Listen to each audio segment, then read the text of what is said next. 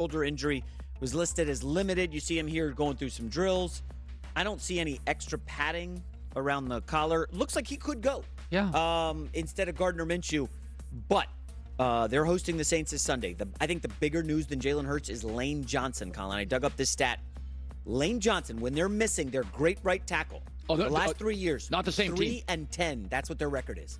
He is a great offensive lineman, instrumental to the run game, the pass protection. He may be the best right tackle in league history. He's certainly up there. He's in the discussion. And without him, they have just not looked like the same team. That's right. This is a dangerous spot, I feel like, against the Saints. Coming off that kind of disheartening loss to Dallas. Yeah. I know.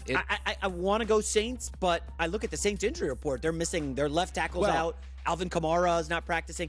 I don't know what to make of this, but do you think, if you're an Eagles fan, do you want to see Hurts back out there? I do, because I think they're a team that doesn't want to play at San Francisco. Remember, they blew out Minnesota. You don't want to go to Minnesota. So I feel outside of the Niners, I feel every other good NFC playoff team needs to play at home. None of them. Now, I think Cincinnati could win anywhere. Kansas City could win anywhere. Buffalo, I think, mostly could win anywhere. I think Philadelphia, Sirianni's never won a playoff game. Yeah. Jalen Hurts, never won a playoff game. They need to be at home. I think they're taking this game very seriously. I mean, you look at the NFC, 4 teams have a positive point differential. That's it in the entire conference, and one of them is the Vikings, who went outside in Philly and got destroyed. This weekend will say a lot about the Vikings in Green Bay. Yeah. Next up, Tom Brady. This is a wild stat. He's officially spent half of his life in the NFL. Yesterday was his 8,292nd day since being drafted by the Patriots. He had lived 8,292 days before that. Wow. He was informed of this incredible stat during his press conference yesterday. Here was Tom Brady's response. That's crazy. The stats and data is everywhere. It's a data-driven world, but that's crazy. It's hard for me to imagine. So I've loved it. I've certainly loved my opportunity to play, and it's been a lot of, it's memories and relationships. I've certainly had my fair share of all those. Relationships, key word there for backwards hat guy, Tom Brady. Relationships. Well, Derek Carr and Josh McDaniels in Vegas. So you've been on this for a while, right? No, you've been on that one big. I'm kind of a skeptic on that one, but you are very much into. I mean, let's be honest. Do we both agree the Raiders are moving off Derek Carr? Oh, that's a given. Okay. Apparently, they don't even want him in the facility this week because of the bad negative vibes. Okay. All the players defending him.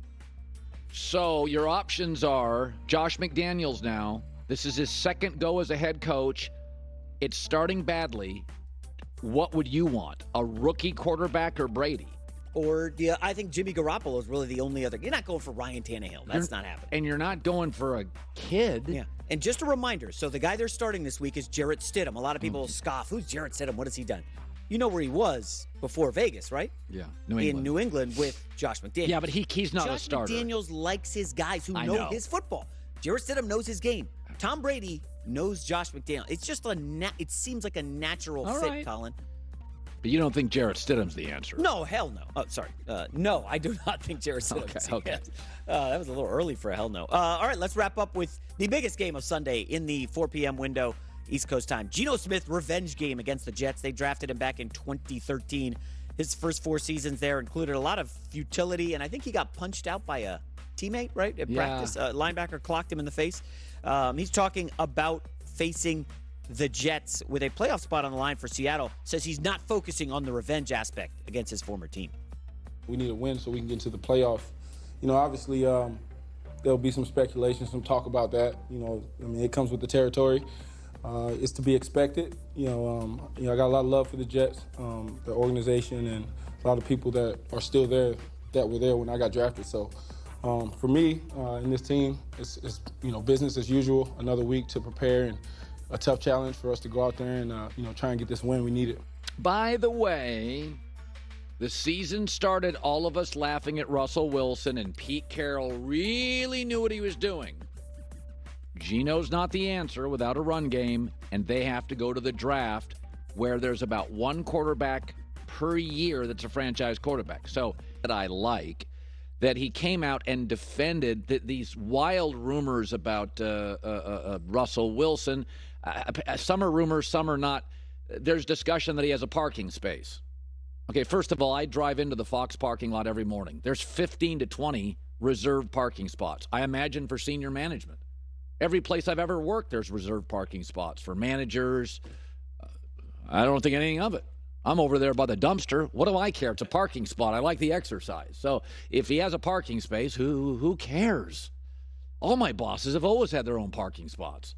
And then there's he's got his own room, his own office.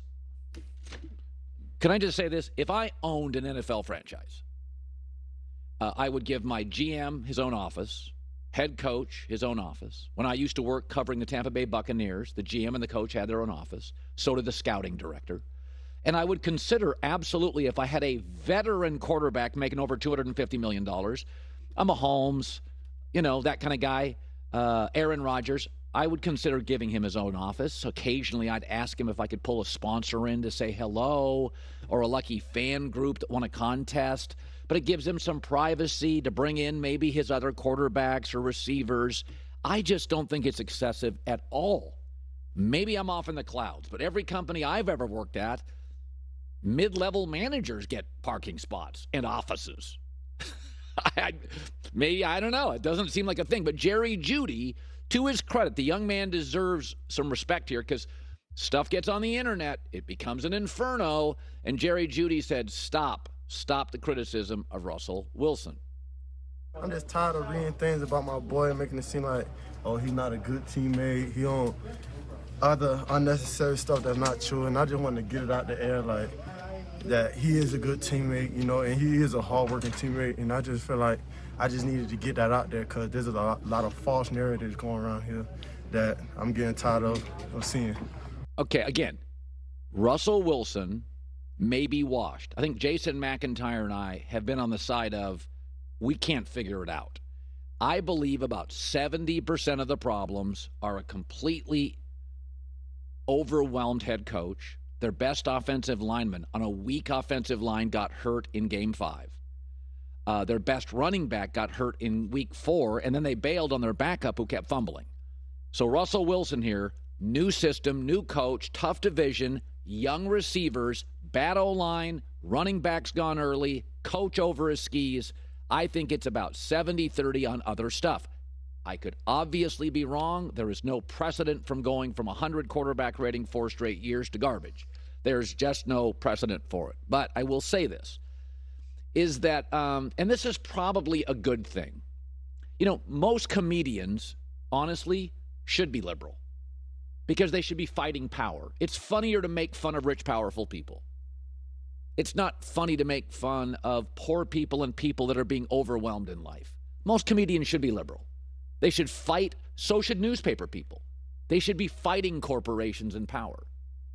And that's something that gets lost, is that it's okay. The media sometimes, it does lean left, fighting in their view for the little guy. Hey, listen, I work at Fox. We're conservative. I'm totally okay with it. My friends in the media, probably 60-40, 70-30 Democrat over Republican. I don't care.